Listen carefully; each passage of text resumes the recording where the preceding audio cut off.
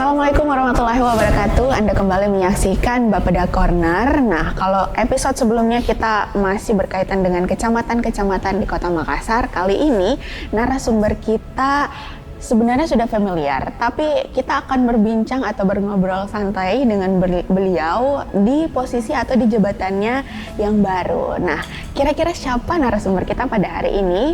Saksikan terus Bapeda Corner.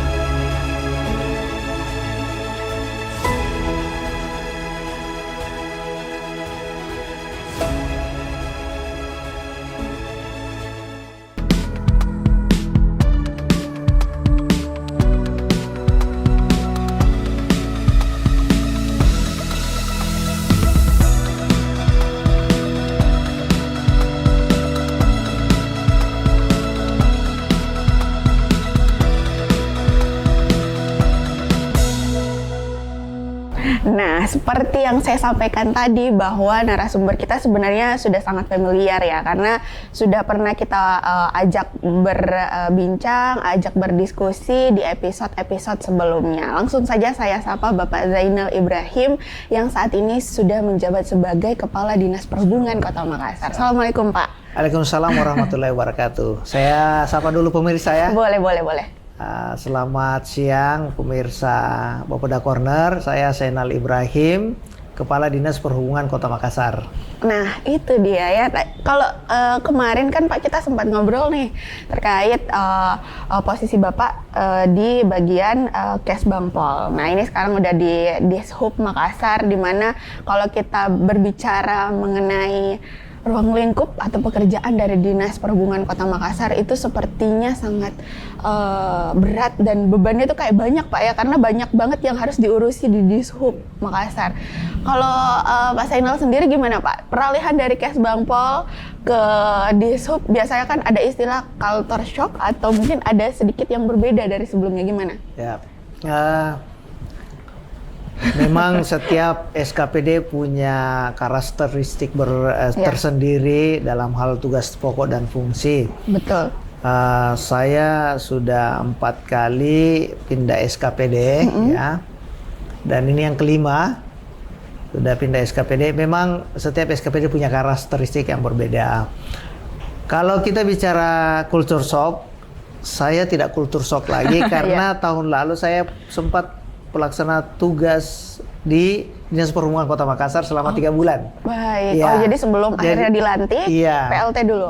Sudah pernah PLT 3 bulan tahun lalu. Jadi paling tidak secara umum saya sudah tahu apa tugas-tugas Dinas Perhubungan Kota Makassar.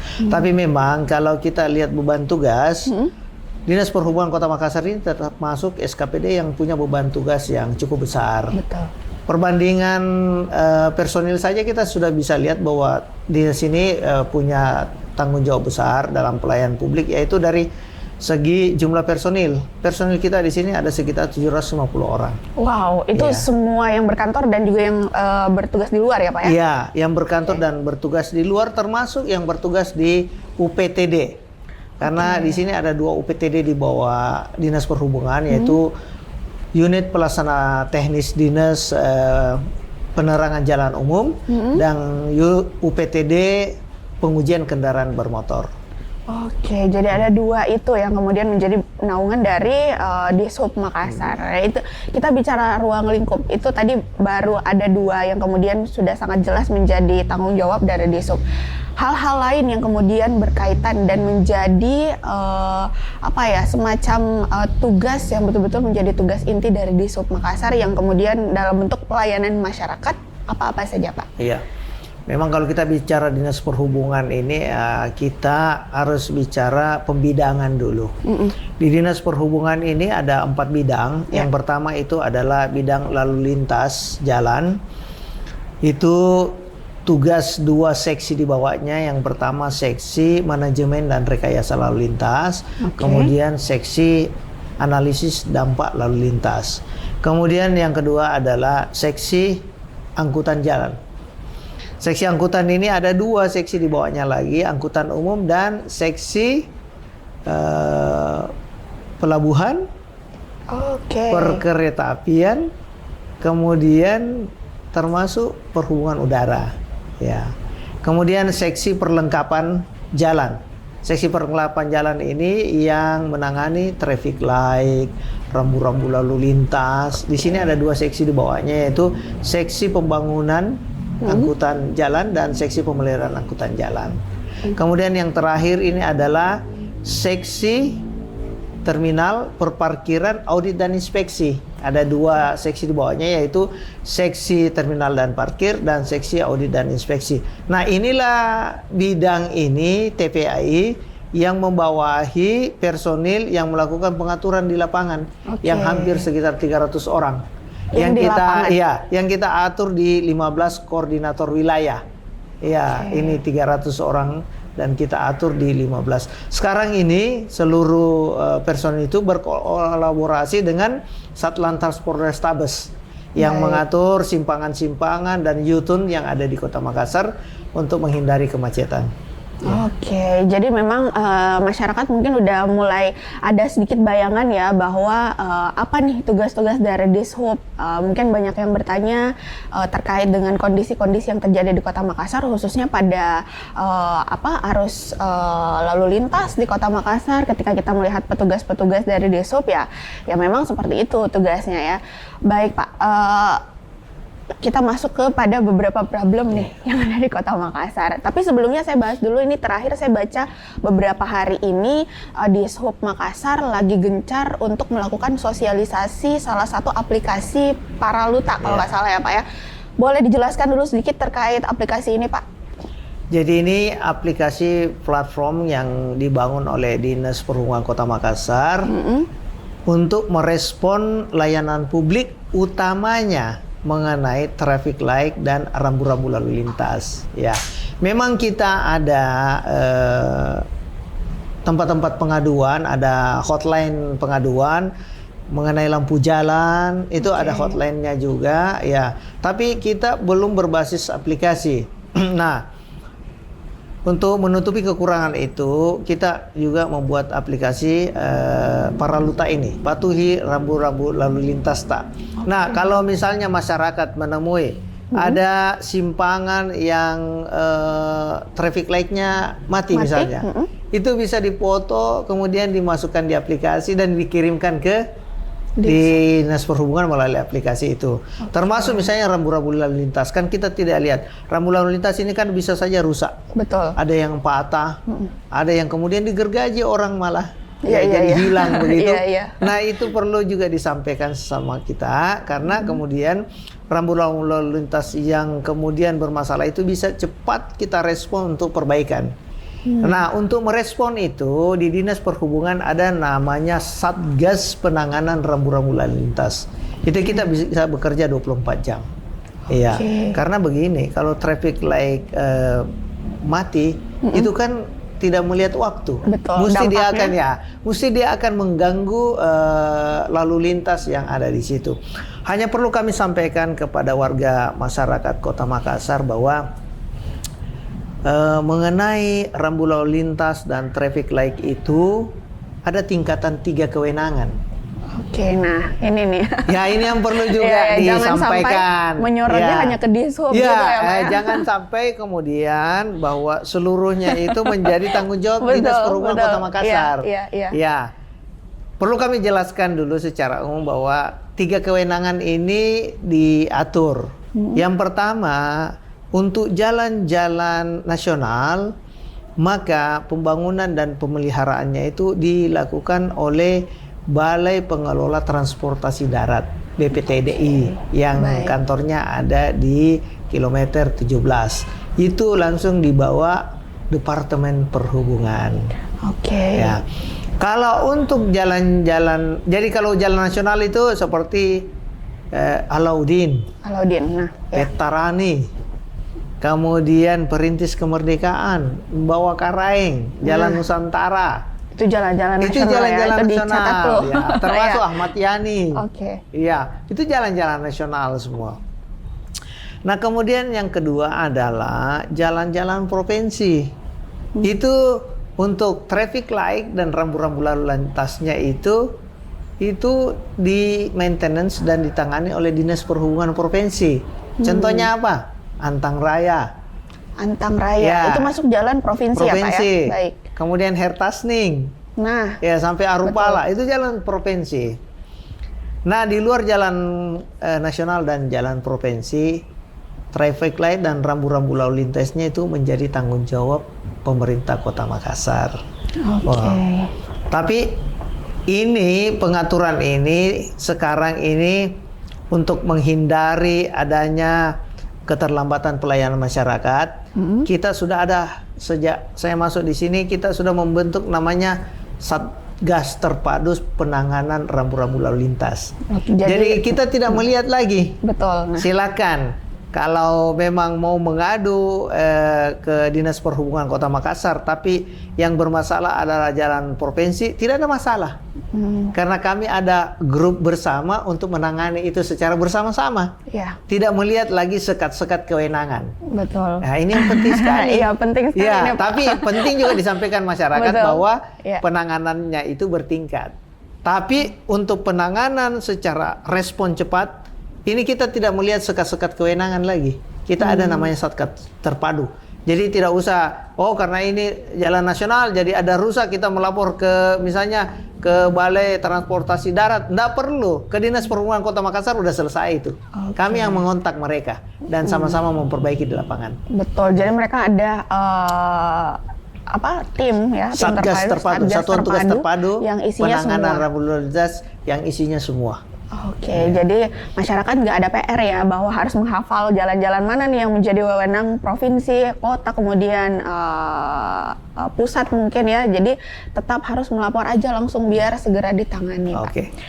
Itu baru satu masalah ya. Iya. Terkait traffic light. Nah, kita ngomongin lagi masalah-masalah di jalan mungkin ya yang ada di Kota Makassar yang mungkin saat ini selalu menjadi sorotan masyarakat adalah mengenai adanya PAUGA, Pak.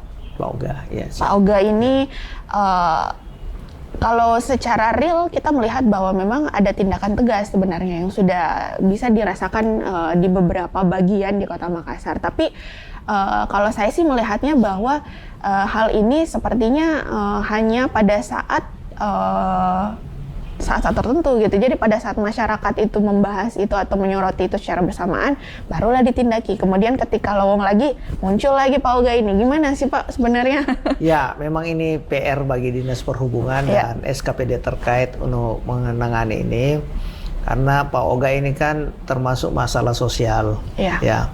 Jadi mesti harus ada pelibatan dari teman-teman dari Satpol PP maupun Dinas Sosial. Ya. Tapi kami sudah mengambil langkah-langkah juga dengan Satlantas Polrestabes Makassar untuk menangani ini. Kami lagi merancang dengan Satlantas Polrestabes Makassar untuk kemudian setiap simpangan U-turn ini kita menaruh personil, 2 personil di sub dan 1 personil Satlantas. Ya. Untuk menjaga simpangan-simpangan ini, paling tidak kita secara tidak langsung menangani Pak Oga dengan humanis begitu. Betul. Ya, artinya kalau ada petugas di situ kan Pak Oganya tidak ada. Mereka nggak berani. Ya, Ya. memang yang lagi dicari formulanya ini adalah pengaturannya, karena kan harus dia berlanjut mulai jam 6 pagi sampai jam 6 sore. Ya. Ya. Memang yang jadi PR kami ini adalah bagaimana mencari formula sehingga keterbatasan personil ini bisa untuk menutupi rencana itu, ya. Betul. Tapi kita sudah bicara dengan bapak-bapak, ibu-ibu di Satlantas Polrestabes untuk menangani ini. Di samping itu juga nanti juga kita minta perkuatan bantuan personil dari Satpol PP untuk membantu kita dalam melakukan pengisian tempat-tempat yang kosong, yang mungkin ada kekurangan personil dari Dinas Perhubungan maupun Satlantas Polrestabes Makassar. Berarti itu dalam arti 300 personil itu masih kurang sebenarnya, Masih Pak, kurang. Ya? Masih kurang banyak, Pak. Masih kurang banyak. Karena memang banyaknya, karena begini, yang kita atur bukan hanya U-turn, tempat pemutaran, termasuk simpangan yang sangat macet. Contohnya simpangan Todopuli, Anggrek. Nah, Itu kalau simpangan besar begitu, paling tidak kita butuh satu simpangan itu 3 personil. Iya. Simpangan misalnya Batuah Raya, Borong Raya, simpangan Ujung Bori. Iya. Itu tidak ada Pak Oga, tapi Itu semua titik-titik itu yang macet. titik-titik yang kita atur semua. Luar biasa Iya. itu Pak, di jam-jam masuk kantor, kemudian jam-jam pulang kantor itu otomatis crowded di situ Pak. Memang kalau kita menghitung dengan jumlah yang ada, karena masalahnya satu simpangan tidak mungkin satu orang, Betul. minimal 2 sampai 3 orang. Masih kurang banyak ya personilnya. Iya. Tapi kita coba maksimalkan dengan bapak-bapak, ibu-ibu dari Satlantas Polrestabes Makassar. Nah, tapi terkait penindakan Pak Oga ini sendiri sebenarnya apakah Dishub masuk dalam hal penindakan terhadap mereka atau apa yang kemudian menjadi tindakan tegas Nggak, dari kita Dishub? kalau dari sisi kewenangan, Dishub tidak punya kewenangan untuk baik. penindakan karena kita kan pengaturan lalu lintas di Undang-Undang Nomor 22 tahun 2019. Nah inilah kita akan rapatkan dengan Satpol PP dengan Dinas Sosial karena penindakan mengganggu ketertiban umum ini ada di teman-teman Satpol PP. Oke, jadi besok-besok kalau bikin story jangan hanya Dishub nih Pak yang kalau kita lihat story-story atau mungkin keluhan-keluhan masyarakat ya di media sosial Pak, itu mereka rata-rata nge-tag-nya ke Dishub Makassar. Ini mana nih? Kenapa Pak Oga nggak ditindaki? Padahal sebenarnya bukan tanggung jawab dari Dishub Makassar, lebih kepada solusi yang diberikan. Kami juga bertanggung jawab untuk mengingatkan adik-adik kita Pak Oga untuk tidak melakukan itu. Ya, bukan sama sekali tidak bertanggung jawab. Kita bertanggung jawab melakukan edukasi dan pendekatan untuk kalau bisa tidak dilakukan itu ya. Karena begini, mengatur lalu lintas itu kan ada aturannya, ada tekniknya. Betul. Tidak semau-maunya saja. Nah, ini kan yang tidak dipahami adik-adik yang kita sebut Pak Oga itu kan. Nah, itu hanya bisa dilakukan oleh Satlantas Polrestabes, kepolisian maupun Dishub. Kalau mereka yang atur langsung ya bisa kredit. Betul. Mereka sih ya yang penting yang mana duluan yang ngasih duit. Ini yang akan lewat ya. Baik itu terkait masalah Pak Oga Pak. Mungkin kita udah dengar bersama-sama bahwa saat ini masih terus dicari formulanya gimana supaya semua titik di Kota Makassar yang mungkin memicu terjadinya kemacetan khususnya di bagian putar balik atau U-turn itu bisa ditutupi oleh Dishub dengan mengadakan beberapa personil di situ standby Pak ya. Oke, selanjutnya adalah masalah parkir nih Pak. Kalau kita sih memantau dari pemberitaan kemudian di media-media sosial saat ini Dishub di bawah pimpinan Pak Zainal itu sudah mulai aktif melakukan penertiban dalam hal menggembok kendaraan-kendaraan yang mungkin parkir di daerah atau di wilayah-wilayah yang tidak boleh sebenarnya parkir. Sejauh ini gimana Pak terkait parkir-parkir ini? Koordinasinya mungkin dengan PD Parkir seperti apa? Nah, ini memang permasalahan yang menarik untuk kita bahas ya. Memang kami sudah jalan di beberapa daerah yang besar-besar seperti Bandung, Jakarta, Surabaya, Semarang. Memang agak berbeda dengan Makassar. Kalau di kota-kota besar itu dan hampir sebagian besar memang di kota kabupaten di seluruh Indonesia itu pengaturan parkir itu murni dilaksanakan oleh Dinas Perhubungan. Tapi kalau untuk Makassar ini pengaturan parkir ini ada 2. Perusahaan daerah parkir dan Dinas Perhubungan. Itu berbeda karena di tempat lain tidak ada itu. Ya, jadi betul-betul penanganan parkir itu dilakukan oleh Dinas Perhubungan. Nah, tapi itu bukan menjadi kendala untuk melakukan parkiran di Kota Makassar. Memang kita saat ini juga Dinas Perhubungan sudah membuat rancangan peraturan wali kota tentang perparkiran. Lagi dirancang ya, supaya kemudian ada pengaturan perparkiran yang lebih baik bagi semua stakeholder yang terlibat. Nah, sekarang kalau kita bicara parkir, yang kita tangani di Dinas Perhubungan sekarang ini adalah dari sisi pengaturan ya, maksudnya dari sisi penanganan administrasi itu yang off street. Yang off street itu yang misalnya titik-titik parkir yang dulu on the street ya. On the street ini kan retribusinya kan dan pengaturan kan diatur oleh PD Parkir. Iya. Tapi kami di Dinas Perhubungan itu tetap melakukan pengawasan. Oke. Makanya kemudian ada penggembokan apa semua itu karena ada beberapa titik parkir yang tidak diperbolehkan melakukan parkir tepi jalan di sini. Oke. Yang pertama itu adalah sepanjang Petarani. Nah, Itu nggak boleh. sama sekali tidak boleh. Tidak ya, Pak? boleh. Ya, Ahmad Yani itu tidak boleh. Ya, Perintis Kemerdekaan. Kalau di semua yang jalan-jalan nasional itu nggak boleh. Sudirman, Ratulangi itu nggak boleh. Ada parkir. Jadi kalau ada tukang parkir Iya, iya. yang kemudian mengatur di situ, ya tentu kami tindaki. Karena peraturan wali kotanya mengatakan tidak boleh. Wah. Ya itu dari sisi pengawasan. Nah, Iya. ini kami juga selalu berkoordinasi dengan teman-teman PD Parkir untuk disampaikan kepada juru parkirnya, semua titik-titik parkir yang tidak boleh itu jangan dijadikan tempat titik parkir, Iya. walaupun itu on the street. Ya. Iya. Jadi cukup riskan sebenarnya Pak ya, karena kayak maksudnya PD Parkir melihat bahwa ini adalah jalan-jalan atau mungkin ada juru parkir di situ yang melihat "Wah, ini boleh kok ada parkirnya", tapi ternyata di sisi lain ada aturan yang Yang tidak memperbolehkan. Iya, itu. tidak Jadi boleh. di Sub sama sekali tidak ada larangan untuk melakukan Iya. penertiban di situ. Dan sebenarnya juga ini hanya masalah koordinasi saja dan itu dia. edukasi. Karena semua titik-titik yang kami maksud tadi dari Dinas Perhubungan itu sudah ada rambu-rambu dilarang Parkirnya. parkir.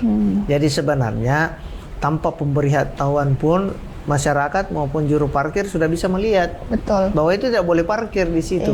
Iya. Cukup jelas sebenarnya Ya, Pak. dan kemudian operasi yang kita lakukan ini untuk penertiban perparkiran itu tidak sendiri. Iya. Kami bekerja sama dengan Satlantas Polrestabes dan Kejaksaan. Oke, jadi Ya. ada kejaksaan. Ada di situ. kejaksaan. Pada saat dan- penilangan pada mungkin ya. penilangan, karena yang menilang nanti itu adalah bapak-bapak ibu-ibu dari Satlantas Polrestabes Iya. yang menilang. Iya. Kami membantu dari sisi personil dan peralatannya. Iya. Jadi memang beberapa problem di Kota Makassar itu selalu harus ada Dishub di dalam ya Pak ya. Ya, di Undang-Undang Lalu Lintas Iya. mengatakan bahwa tugas Dinas Perhubungan itu adalah membantu kelancaran lalu lintas, mendampingi pihak kepolisian. Nah, Ya. itu jelas. Begitu Undang-Undang Nomor 22 Tahun 2019 tentang lalu lintas dan angkutan jalan. Nah, itu sudah jelas ya. Dan Oke. kami mendampingi pihak kepolisian. Betul. Jadi memang kalau melihat sekarang proses-proses penertiban seperti misalnya pajak kendaraan, Pak. Kalau kita lihat pihak kepolisian itu selalu berdampingan dengan Dinas Perhubungan untuk melakukan operasi-operasi tertentu ya Pak ya terkait dengan kendaraan motor yang ada di Kota Makassar. Oke, kita pindah lagi Pak nih ke beberapa masalah ini. Saya mungkin masuk ke yang saat ini mungkin akan menjadi tugas dari Dishub juga adalah karena dalam waktu dekat kita akan ada festival F8 di Kota Makassar yang biasanya itu juga mengundang banyak masyarakat untuk datang ke lokasi yang tidak pernah berpindah, itu adalah di daerah Anjungan Pantai Losari. Sejauh ini sudah ada rencana untuk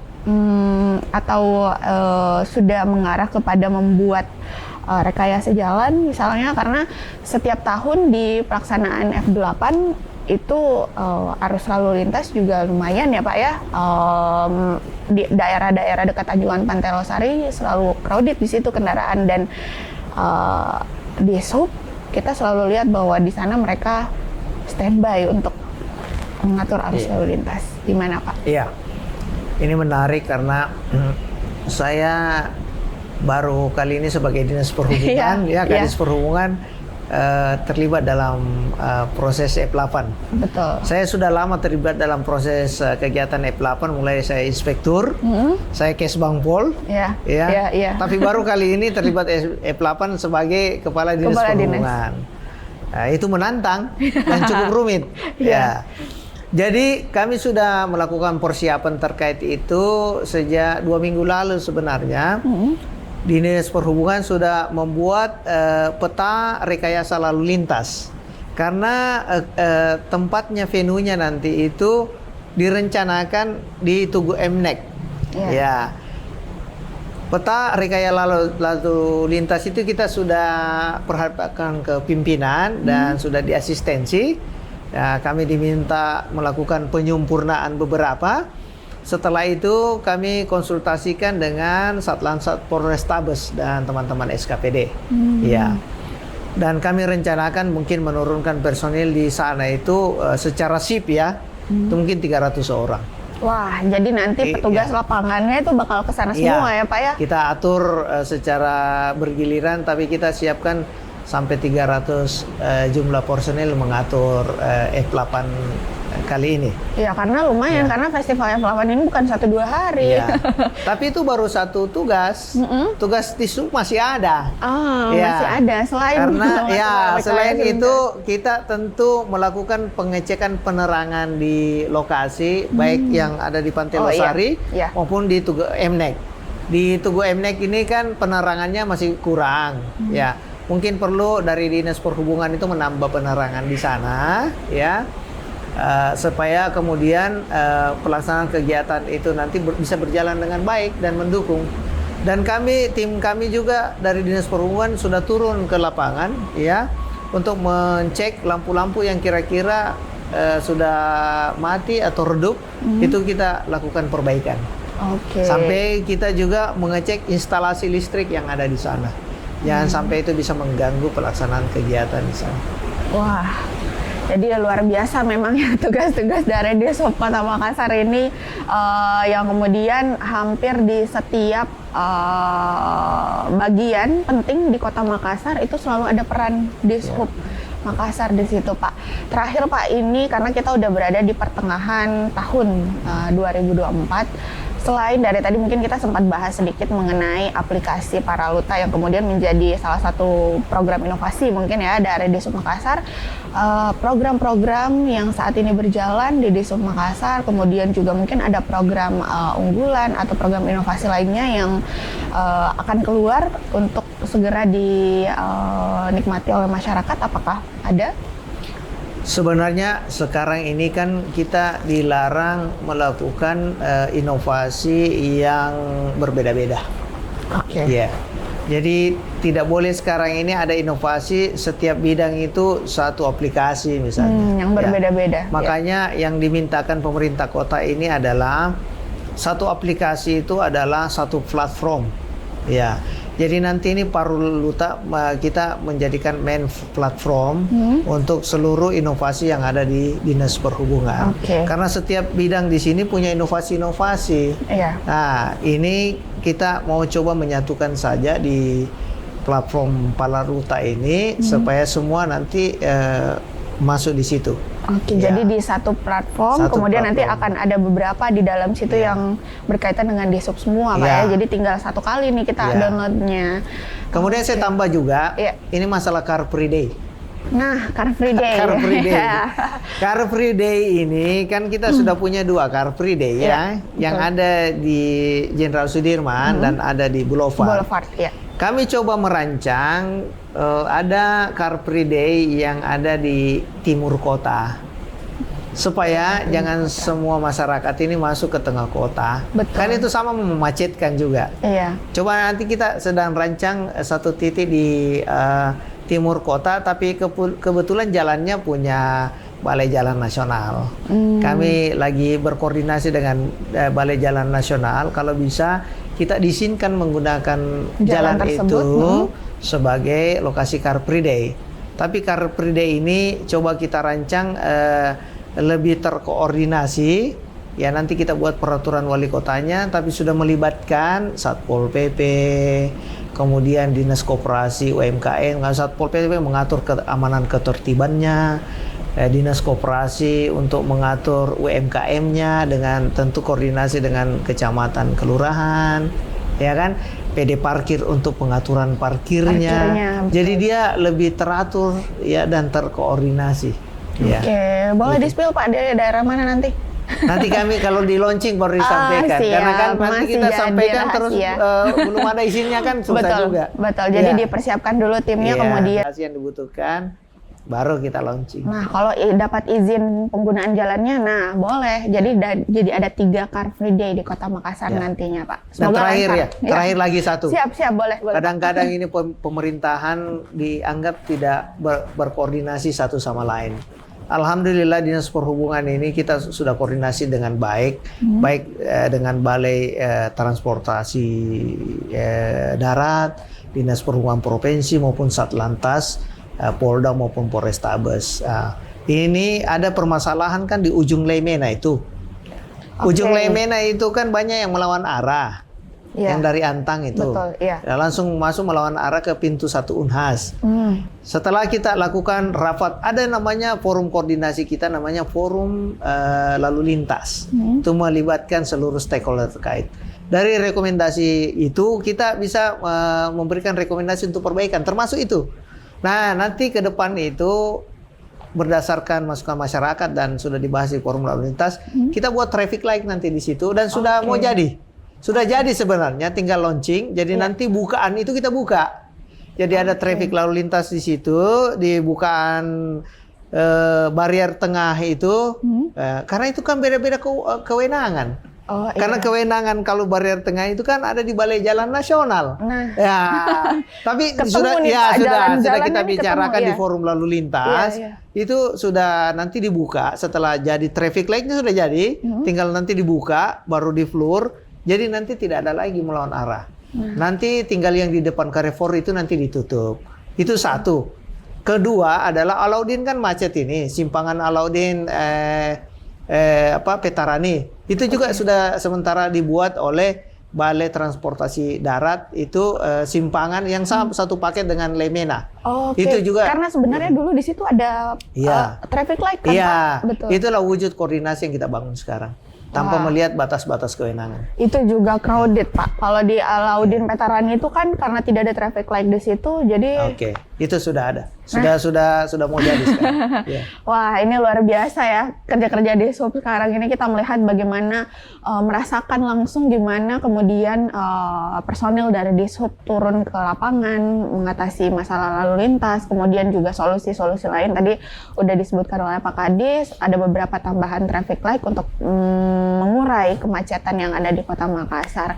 Terakhir Pak deh, kita persilakan Pak Kadis, Pak Zainal untuk menghimbau pada masyarakat mungkin hal-hal yang kemudian menjadi penting yang harus diketahui oleh masyarakat, atau sekedar berharap apa nih, kita berharap kepada masyarakat keterlibatannya dalam hal apa untuk membantu memperlancar segala sesuatu yang berkaitan dengan Kota Makassar, khususnya penggunaan jalan. Silakan Pak. Sebenarnya tidak banyak yang saya mau sampaikan kepada warga masyarakat terkait lalu lintas ini adalah marilah kita sama-sama berdisiplin berkendaraan, mematuhi rambu lalu lintas, karena itu adalah untuk kepentingan keselamatan kita dan keselamatan orang lain di jalanan. Betul. Itu saja. Satu aja, disiplin dalam berkendara ya, penonton. Terima kasih banyak Pak Kadis untuk kesempatannya kali ini, kita ngobrol bermanfaat. Hari ini Pak Kadis juga menyampaikan tadi beberapa informasi yang perlu mungkin diketahui oleh masyarakat, dan pesan pentingnya adalah disiplin dalam berkendara. Terima kasih banyak Pak. Siap. Nantikan episode-episode menarik lainnya tentu di Babeda Corner. Saya Elsa Dawi pamit. Assalamualaikum warahmatullahi wabarakatuh. Waalaikumsalam warahmatullahi wabarakatuh.